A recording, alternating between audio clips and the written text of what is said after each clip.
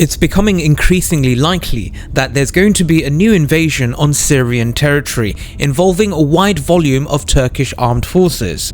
Recep Tayyip Erdogan has been speaking about this for a while, and so have I, and it's likely to happen very soon.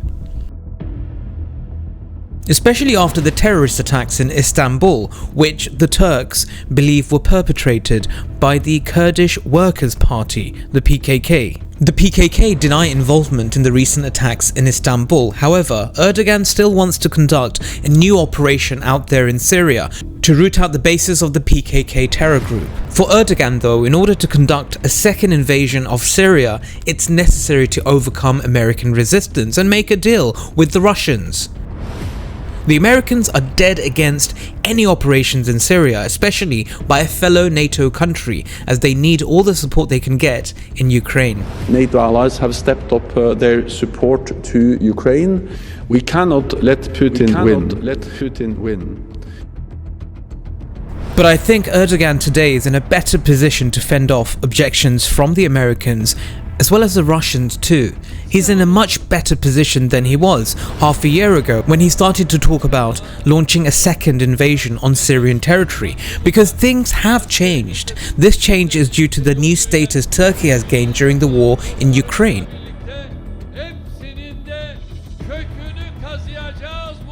I say this because Turkey has won the role of chief mediator between Ukraine and the West on the one hand and Russia on the other, and this gives concrete results.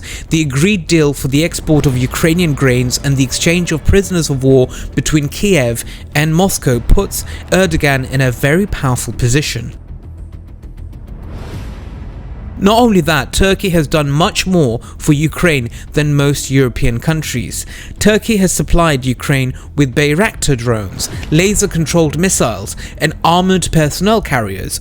Beyond Turkey's role as an arms supplier and mediator in Ukraine, Turkey has additional influence that further increases its geopolitical weight. Turkey controls access through the Bosphorus to the Black Sea. Also, Turkey has become a commercial opening for Russia. That's because the European Union and the United States have imposed sanctions on Russia, and Turkey has not. This has made the Russians rely on Turkey more and more.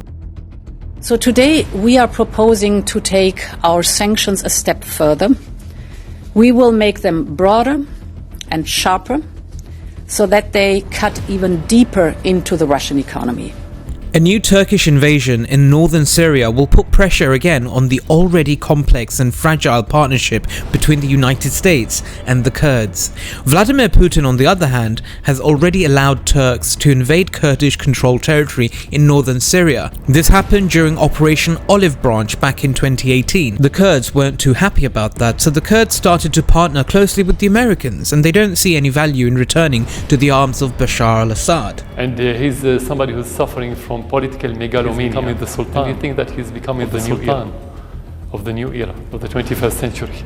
Turkish military activities on Syrian territory, especially when they take place after Vladimir Putin's permission, are certainly not going to be enthusiastically welcomed by President Bashar al-Assad. Assad recognizes how Turkey works. You just have to check the controlled territories in north of Syria, where terrorists and thugs rule. They rely on Turkey for social services and are pro-Turkey. But I think this time round, Erdogan is going to smarten up a little bit. He's likely to make a deal with the Russians, which may result in the warming of ties between Erdogan and Assad. If Vladimir Putin gives the go-ahead, Assad won't have much to say and may be even forced to resume ties with Erdogan. I think Putin's bigger problem would then be the Iranians. The Persians already see the growing Turkish influence in the South Caucasus alongside Azerbaijan's victory over Armenia and don't want any further Turkish influence to grow, especially in Syria.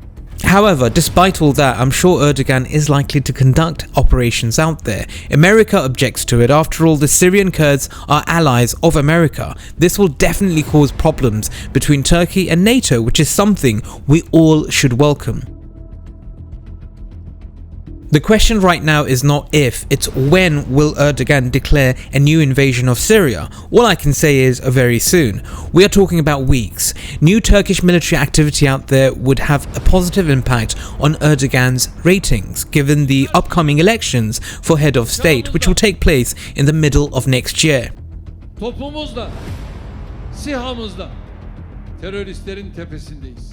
Thank you for listening to the Independent Islamic Republic of Foreign Policy Hawk. Assalamu alaikum, adios, namaste, sayonara, and have a wonderful night.